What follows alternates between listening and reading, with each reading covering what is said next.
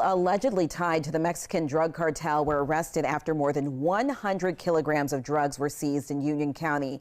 The local sheriff's office worked with federal officials to seize this stash of meth. Take a look here. It's about 222 pounds. Investigators say they got word that a large shipment of meth was moving through Union County. They were able to identify vehicles involved in the operation.